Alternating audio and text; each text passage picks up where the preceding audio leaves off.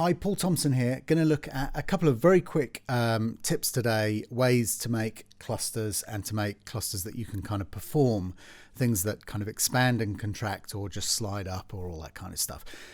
It's super easy. You really need ideally to be using relatively dry sample libraries to do this, which is why I've got Studio Strings loaded up.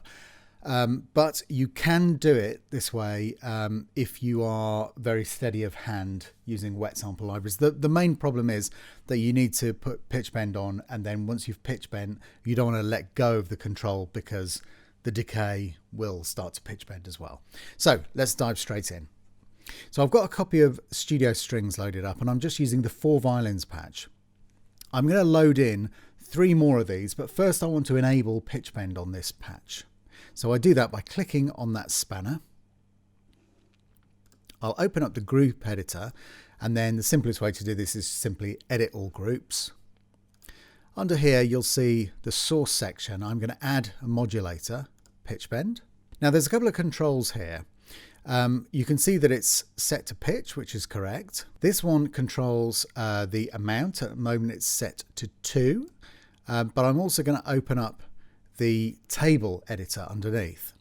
Now there's a couple of different ways that you can do this, but I'm just going to do it very, very simply initially. Now this is a way to modulate the input of the pitch bend control. Now if I left it like this, then as I move the pitch bend, nothing will happen. And I'm going to show you that now. Right, so you can see as I move the pitch bend up and down, nothing happens. Now ways to alter this are you can either just go from fully 0 to fully 100%, in which case you'll find that you go down a whole tone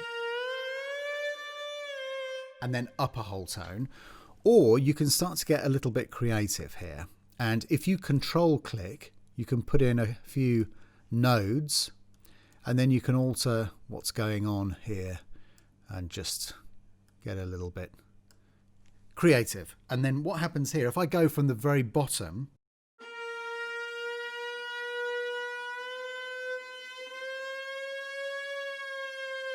you can see it bends back down again at the top. So what I'm going to do is I'm going to set up a few of these. First of all, I'll save this actually. This is the simplest way to do this. I'm going to save this as pitch bend version. So I do that here. Pop it in the same folder.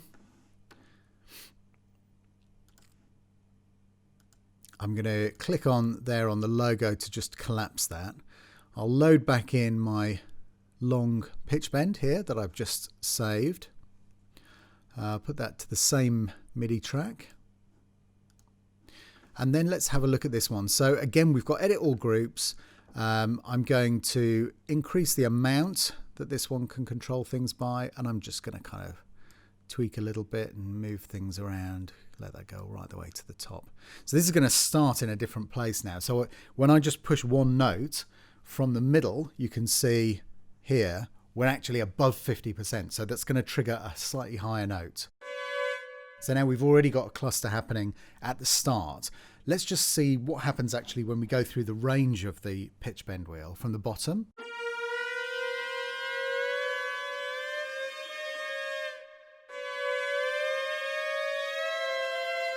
Okay, so you can hear it's kind of bending away from the first version went down at the end. So that's quite good. Right, let's pop another one in.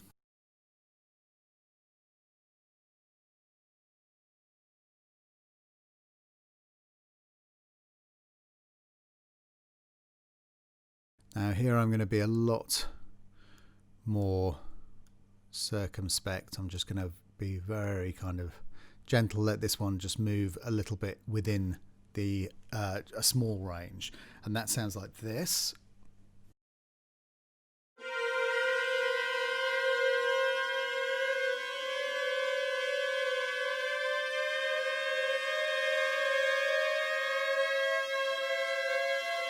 So you can hear that it's really just about how you draw this stuff in.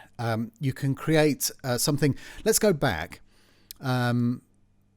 let's put my fourth version in actually, because I did say I was going to use 4. So this gives me 16 violins who are effectively playing in groups of 4. As you can see, I've got the reverb turned down on the front panel, but I'm using a little bit of outboard reverb on the actual channel, the main channel here. So I'm going to go into this one. I'm going to set this to, in fact, I'm going to remove, control click again to remove those nodes. I'm going to just make that a relatively straight line. And I'm going to give it a little bit more. So that's going to start slightly higher, but it's going to go very smoothly up the range. So it sounds like this.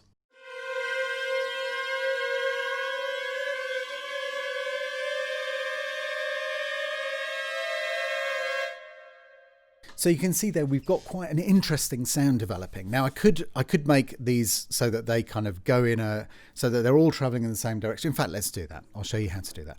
So let's make it so that everything starts, so you can see the Y coordinate here. I'm going to get that to round about 50. Now this one is set to just under 3. So let's close that down. Let's go back to our first one. Now I'm going to make this a very much simpler profile here. I'm going to take it from round. In fact, let's make this the full range one. So that just travels through the full range, round about there, and I'm going to leave that at 2. Oh, I'm going to change the lag here. That's sometimes useful. It takes a little while for it to come up. So I've double clicked in there and I'm setting that to 1000, and there we go, that's set. So let's close that down. Now the lag control is how immediate it reacts to the control information that you're putting in.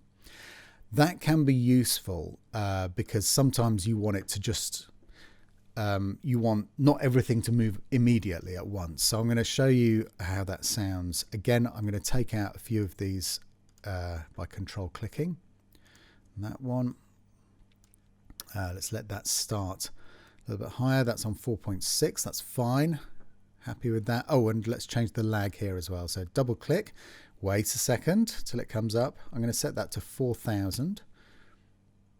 Just wait for that to process. There we go.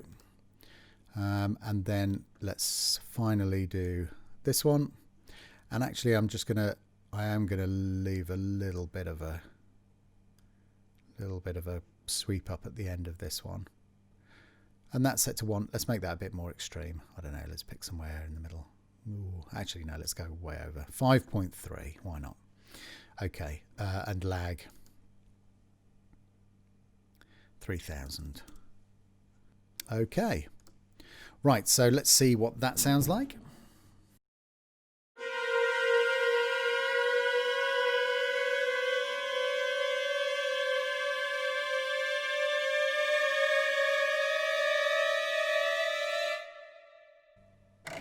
So you can hear that is kind of like a tracking thing, but we can really make this whatever we want. We can get it to dive outwards at the end. Let's do that. So let's go back to, let's use 3 and 4 to do that. So here's my number 3. I'm going to make that go down like that. And my number 4, put in a node there and just make that go down like that. Now, if we go, if we listen just from the middle of the range upwards, so pitch bend in the middle.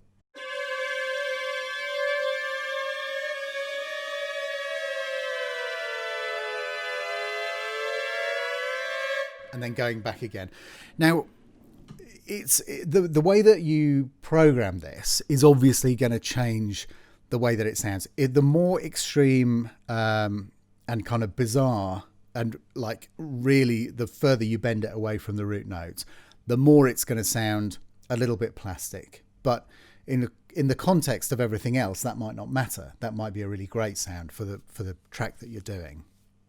And obviously this is a really useful sound and technique for making things that sound just really unnerving and uneasy. And sometimes you just put a little kind of, you know, you can just be something that just drifts out a little bit in each direction and just having that kind of unsettling kind of separation of the pitch is the perfect thing, and that absolutely works bang on. So let's have a quick look at something I prepared earlier. So this is a pizzicato thing. I'll just show you what's going on here. So I've put in again my pitch bend information there. I've got something there. I've got a little, oops, sorry about that one. I've got a little bit of something there. I've got a different curve in this one. Again, you can see that I'm changing the amount that this is altering everything by. And remember, the midpoint, if you want that to be bang on the pitch, that needs to be at 50%, and at that point it won't be doing anything. There is also, if you want to click table, you can get really creative and start drawing stuff in, but be aware that because you've got all the edit groups selected, the more groups you've got selected, the laggier the draw kind of function is. So you might do something and like I'll show you. Let's put a little something in here. So if I go like that, I have to wait, and then do you see? It's catching up with me. But if I do a massive drawing thing like that, no hope. It won't understand what you've done. So can't really remember what I did here, but let's have a quick look. I just did this before I started talking.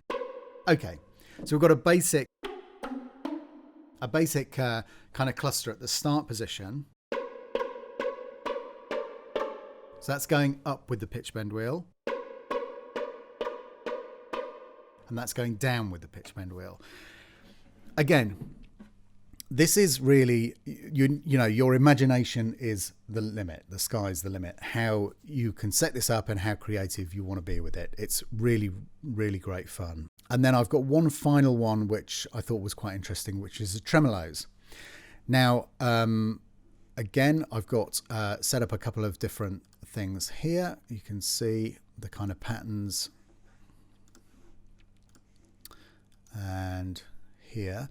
Now, okay, so here's the thing. So you might find sometimes, because you're triggering the same sample when you press the start note, you might find that sometimes you end up doing something and it sounds a little bit phasey. Now, it's super easy to get around that. What I've done here, I will show you. So I've got edit all groups. If you go to expert mode here, you can see all of the groups in the patch. And I simply went here, clicked on the search thing.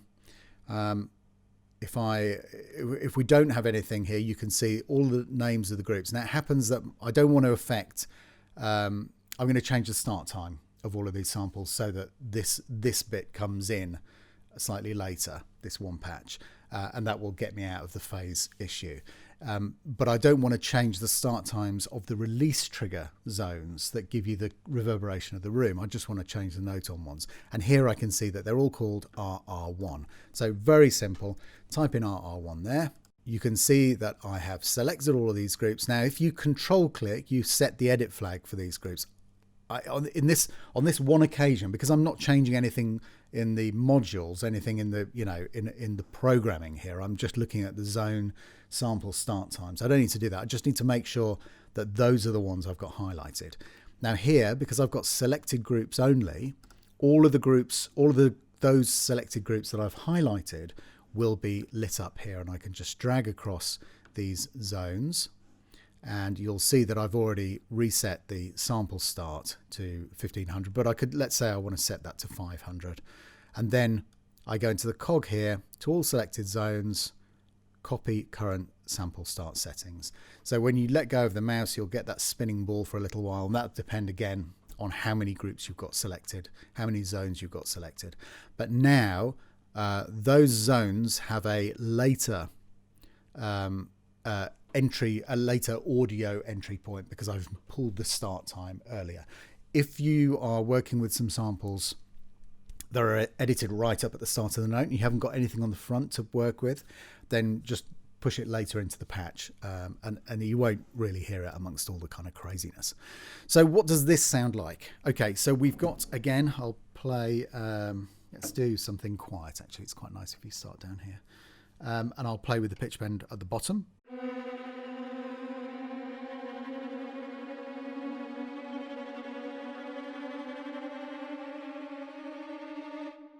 So you get the idea. It's a subtle thing. If I can find my sustain pedal, I could do something like this. I could change, let's start quiet. I'm going to play a note and then just hold the sustain pedal down.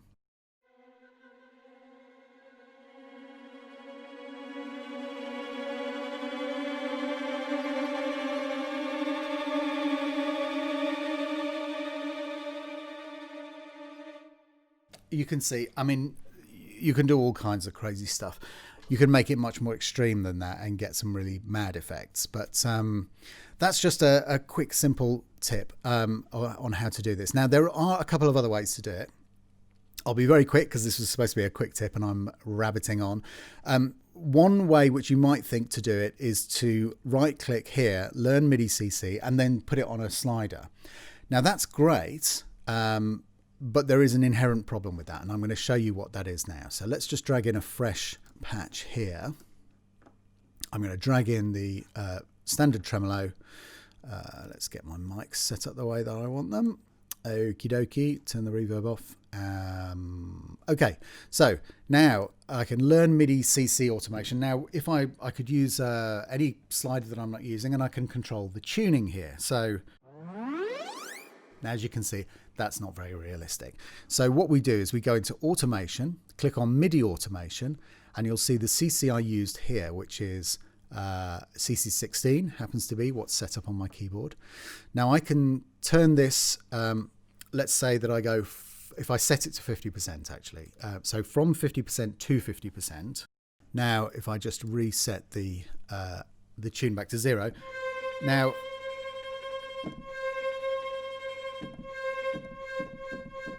okay, so what's happened there is it has moved it very slightly to 0.28 because that happens to be where the 50% mark is for some bizarre reason. But you can see that as I'm moving the slider, it's not changing the pitch control. So you might think, fabulous, right, let me just go from 48% to 52%, and that'll give me, over the whole range of this slider, that'll give me a really cool, you know, just very narrow range.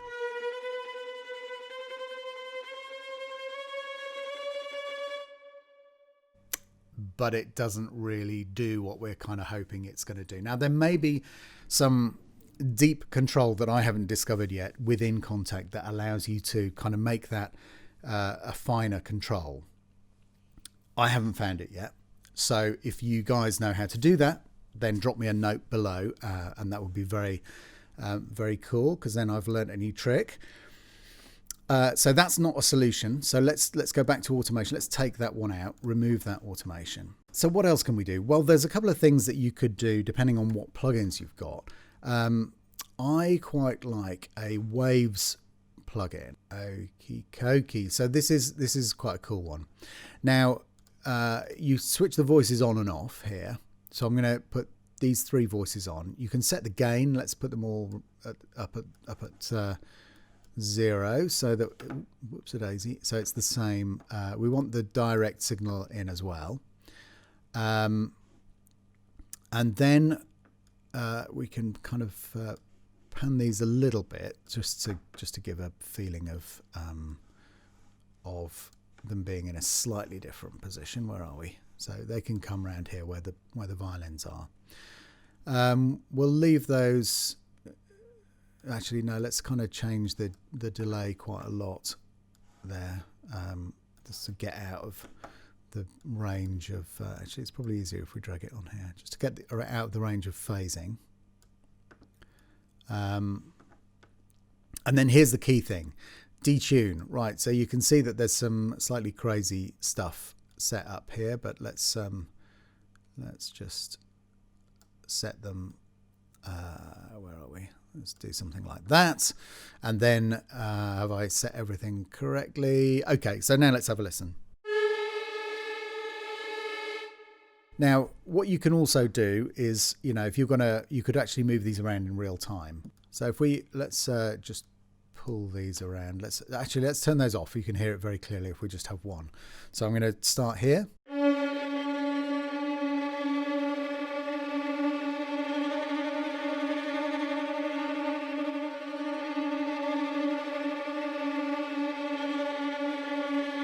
So I'm just kind of creating a kind of fun effect. I mean, there's all kinds of plugins that you can use, some of which you can automate different parts of them. So you could automate the detuning and things like that. There's lots of different ways to achieve this same effect. And you could even just leave, have the output of a track like this running into a new audio track and just start messing around with controls, and you might suddenly find something that you've recorded to audio that is really, really cool. You can cut that out and then use that, maybe even use that in a sampler like Kontakt, or just use it as an audio effect that you can then mangle and mess around with. So there are other ways to achieve the same effect, and I'm sure that there are loads of cool ways that I haven't even thought of. So again, if you have any ideas, please put them in the comments, and then everybody can learn from all of our different ideas on how to achieve these kinds of things. So that's a quick look at how you can create your own clusters in libraries like Studio Strings. It works brilliantly as well in the Woodwinds library and in the Brass library. You can do this in symphonic strings as well, but as I say, you'll need to hold the pitch bend control still when you let go of the note, just to make sure that you don't allow the tail of the reverberation in the hall to kind of bend back down, because that sounds a bit weird, unless of course that's the sound you're going for. So I hope that was useful. Thank you very much for watching. Look forward to seeing you on the next one. Bye bye.